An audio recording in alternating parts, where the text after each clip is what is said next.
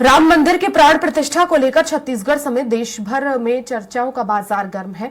देश भर में उत्सव का माहौल है। बीजेपी इसे लोकसभा चुनाव में भुनाने के लिए भरसक प्रयास में जुटी हुई है। राममय माहौल में छत्तीसगढ़ में राम वन गमन पथ पर एक नई सियासत शुरू हो गई है। इस सियासत के बीच सवाल ये है कि क्या छत्तीसगढ़ में राम वन गमन पर्यटन परिपथ का नक्शा बदल जाएगा? देखिए इस रिपोर्ट में। 7 अक्टूबर 2021 को छत्तीसगढ़ देश का पहला राज्य बना जहां राम वन गमन पर्यटन परिपथ की शुरुआत हुई।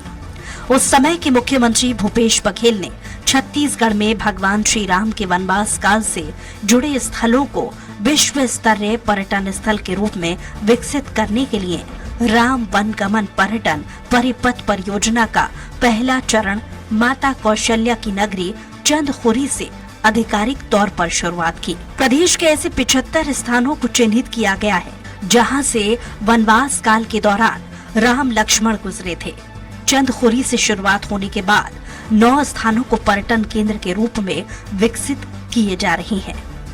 राम वन गमन पथ के प्रथम चरण के लिए जिन 9 स्थान चिन्हित किए गए हैं, जिनमें सीतामढ़ी हरचौका यानी कोरिया, रामगढ़ सरगुजा, शिवरी नारायण जांजगीर चांपा, तुरतुरिया बलौदा बाजार, चंदखुरी रायपुर, राजिम गरियाबंद, सिहावा सप्तऋषि आश्रम धमतरी, जगदलपुर बस्तर और रामाराम सुकमा शामिल है, जिसे राम वन गमन पर्यटन परिपथ के रूप में विकसित किया जा रहा है। इसी बीच प्रदेश में सरकार बदल गई और अब राम वन गमन पथ के नक्शे को बदलने की चर्चा बहुत जोर से उठी है। प्रदेश के धर्मस्व एवं पर्यटन मंत्री बृजमोहन अग्रवाल ने ये बात कही है। बृजमोहन अग्रवाल का कहना है कि पिछले सरकार ने राम वन गमन पथ में बहुत सी चीजें काल्पनिक की हैं, जिसका कोई अस्तित्व नहीं है। जानकारों से बातचीत हुई और अब वास्तविकता के आधार पर काम किया जाएगा।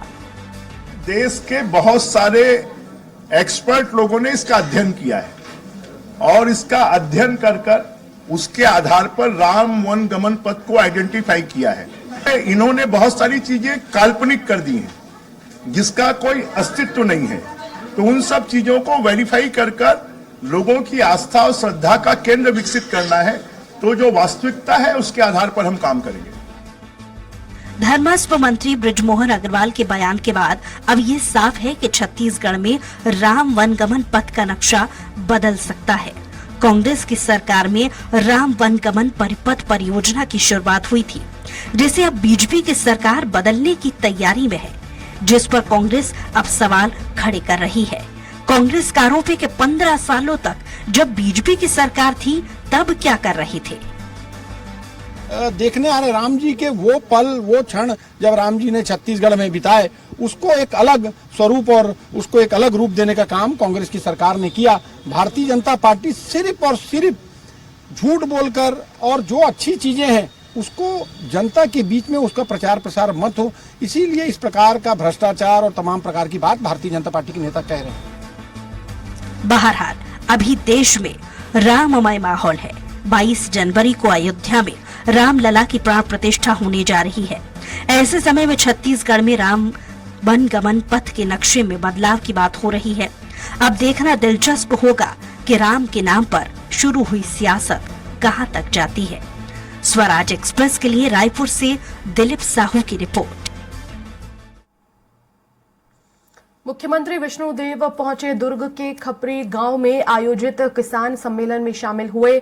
उनके साथ जिले के विधायक समेत कृषि मंत्री रामविचार नेताम भी मौजूद रहे। इस दौरान सीएम ने प्रधानमंत्री नरेंद्र मोदी की गारंटी पर चर्चा करते हुए कहा कि पीएम मोदी की जितनी भी गारंटी और वादे हैं सब पूरे होंगे और इसके लिए मैं छत्तीसगढ़ की जनता को आश्वस्त करता हूं। कार्यक्रम में बड़ी संख्या में बीजेपी कार्यकर्ता और किसान भी मौजूद रहे।